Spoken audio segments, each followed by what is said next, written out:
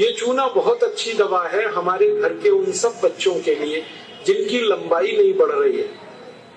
अगर ऐसे बच्चे आपके घर में हैं जिनके बारे में आपको लगता है कि लंबाई नहीं बढ़ रही है, इनको नियमित चूना खिला दीजिए, गेहूं के दाने के बराबर, साल भर खिला दीजिए, लंबाई बहुत बढ़ेगी। जो घर में ऐसे बच्चे हैं जिनकी बुद्धि कम है, मतिमंद बच्चे जिनको हम कहते हैं, मेंटली रिटार्डेड, उन सब बच्चों की सबसे अच्छी दवा ये चूना। 2-3 साल लगातार खिलाइए, गेहूं के दाने के बराबर, दही में नहीं तो पानी में, नहीं तो दाल में। हमारे घर में माताएं हैं जिनकी उम्र 50 वर्ष हो गई है, और जिन माताओं की उम्र 50 वर्ष हो जाती है उनका मासिक धर्म बंद होता है, मासिक चक्र बंद होता है। फिर वो माताओं को जितनी तकलीफें होती हैं मासिक चक्र बंद होने से, उनकी सबसे अच्छी दवा ये चूना ही है। आप उनको कहिए रोज चूना खाएं, गेहूं के दाने के बराबर। हमारी यहाँ बहुत सारी बहनें बैठी हैं, इस बात को ध्यान से सुने। घर में हमारी सभी बहनें और माताएं जो मासिक धर्म की समस्या से परेशान है, उनका मासिक धर्म समय से नहीं आता है तो बहुत खून आता है, या उसमें कई बार समय बहुत लगता है, इन सब मासिक धर्म की बीमारियों में दर्द बहुत होता है। आप चूना खाइए, गेहूं के दाने के बराबर, दही में, नहीं तो दाल में, नहीं तो गर्म पानी में। ये जो चूना है ना, ये बहुत अद्भुत दवा है उन सभी मरीजों के लिए जिनको पीलिया होता रहता है, अक्सर जॉन्डिस। जिनको भी जॉन्डिस होता है उनको आप गन्ने के रस में गेहूं के दाने के बराबर चूना मिला के दीजिए। आधा गिलास गन्ने का रस, गेहूं के दाने के बराबर चूना, बहुत जल्दी पीलिया ठीक होगा और बार बार पीलिया होना बंद होगा।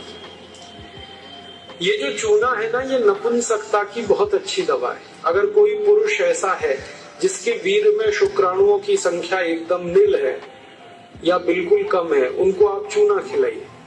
2-3 साल चूना दीजिए उनको गन्ने के रस में, वीर्य में शुक्राणुओं की संख्या बढ़ेगी।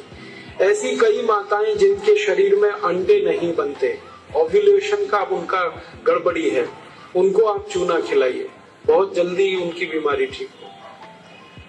ये जो चूना है ना, आपके रीढ़ की हड्डी में कहीं कोई तकलीफ आ जाए, जैसे कई बार रीढ़ की हड्डी का जो लंबर रीजन है इसमें गैप आ जाता है, L1, L2, L3, L4 के बीच में गैप आ जाता है, इसको ठीक करने की ताकत चूने में ही।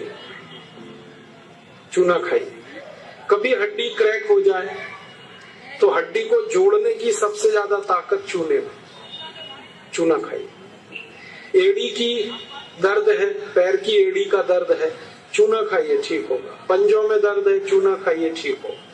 आपके दांत में अक्सर ठंडा गर्म पानी लगता है तो आप चूना खा लीजिए, बिल्कुल ठीक हो जाए। दांत में कीड़े बहुत लगते हैं, चूना खाइए, नहीं लगेंगे। दांत हिलके हैं, कमजोर हैं, चूना खाइए, मजबूत हो जाए।